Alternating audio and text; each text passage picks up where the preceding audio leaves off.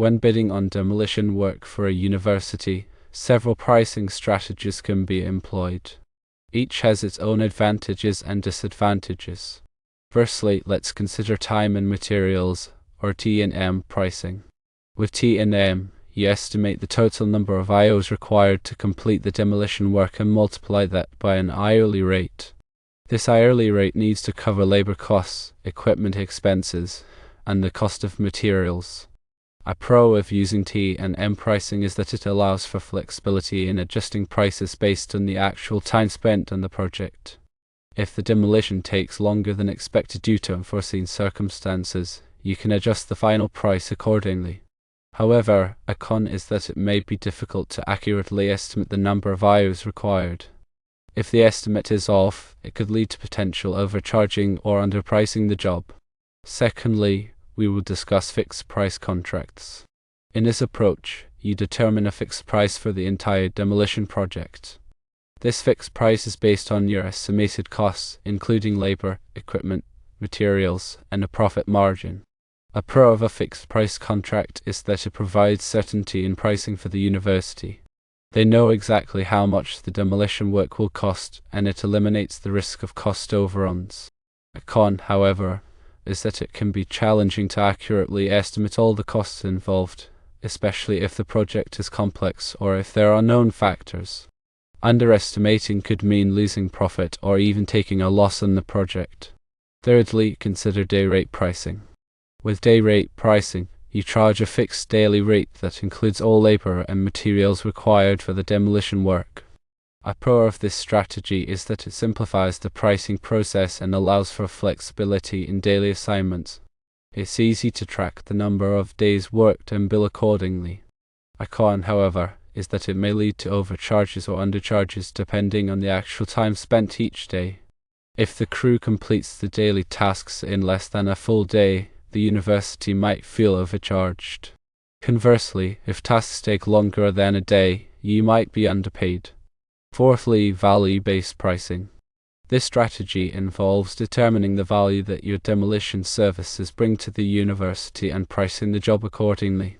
This approach considers the benefits the university will receive from your work, such as improved safety, efficient project completion, or minimal disruption. A pro of value-based pricing is that it allows you to capture the perceived value of your expertise and experience. If you have a reputation for high-quality work and timely project completion, you can charge more for your services. A con, however, is that value-based pricing can be subjective and difficult to quantify. It may be challenging to convince the university that your services are worth the premium price. Now, let's look at other important considerations beyond just the pricing strategy. Firstly, overhead and profit. It's crucial to factor in your overhead costs, such as rent, utilities, insurance, and administrative expenses. These costs need to be covered in your pricing. You also need to add a reasonable profit margin to ensure that your business is sustainable and profitable. Secondly, consider the competition. Research similar demolition bids or projects to get an idea of industry pricing in the local area.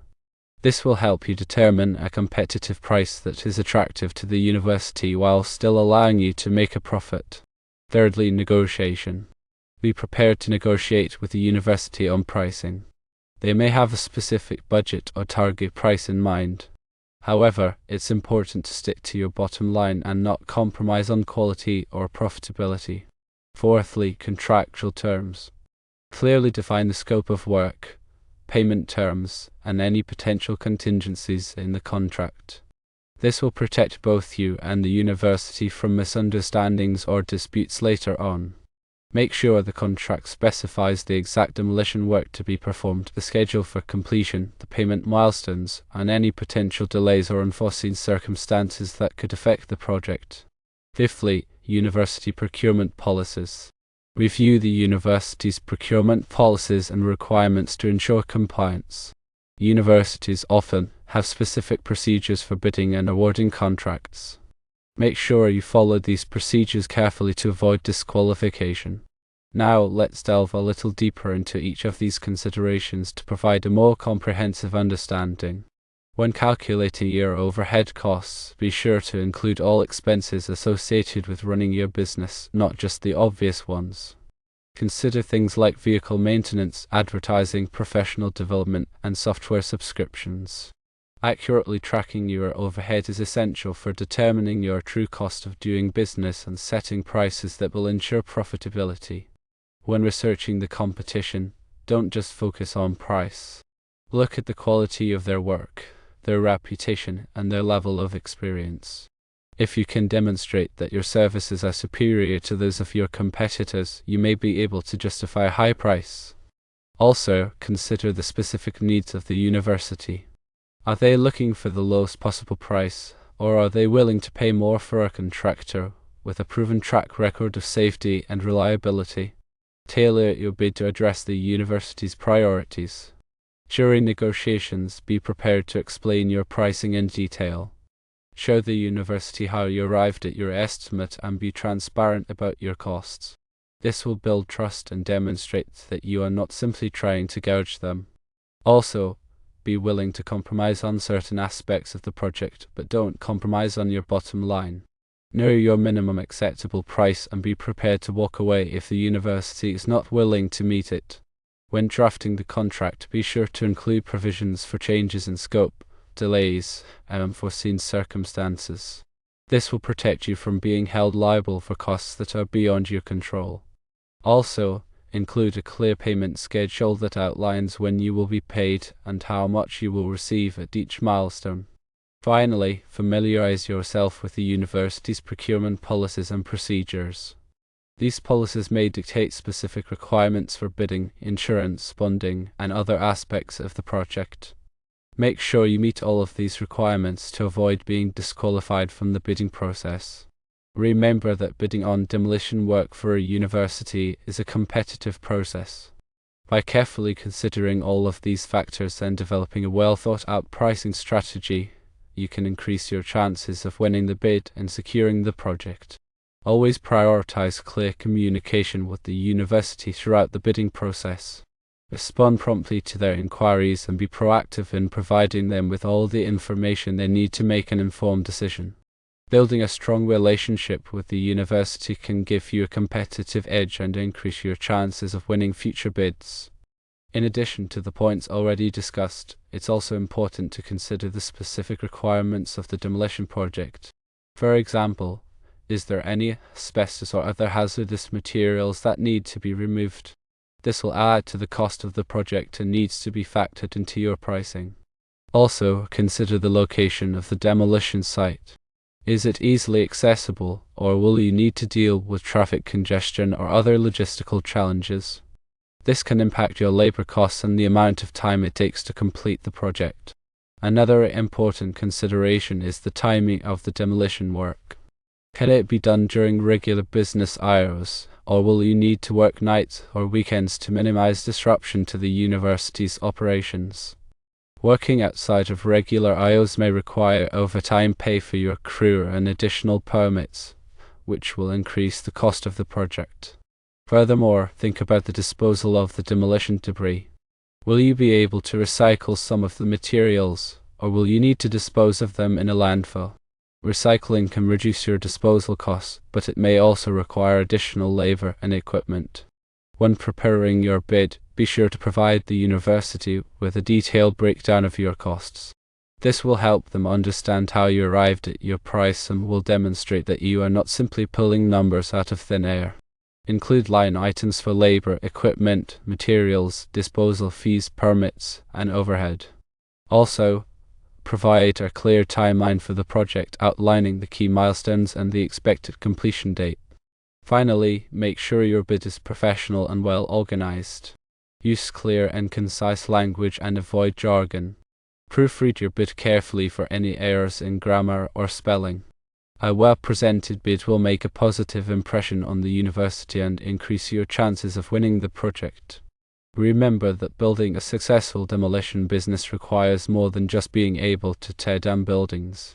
It also requires strong business acumen, excellent communication skills, and a commitment to providing high-quality service.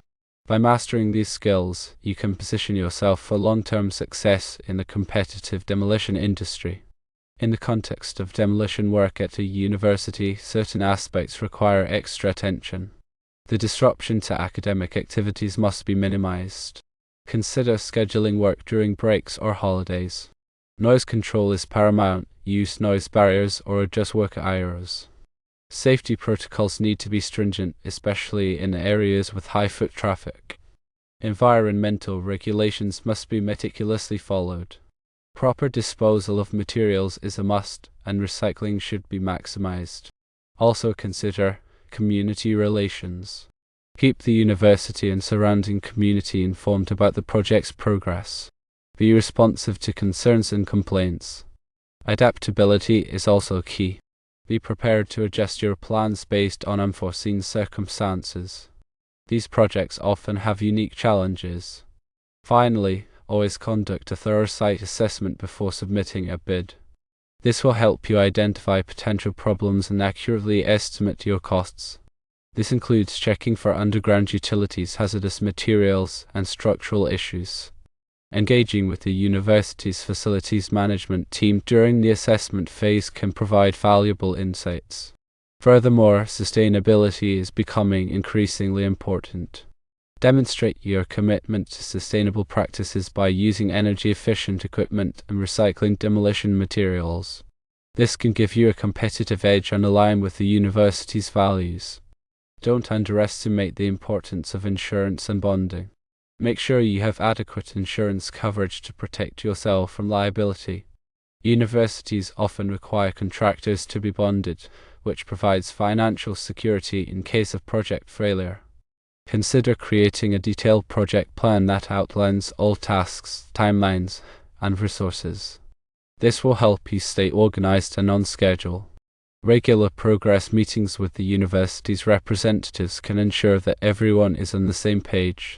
Also, document everything thoroughly, including site conditions, work performed, and any changes to the project plan.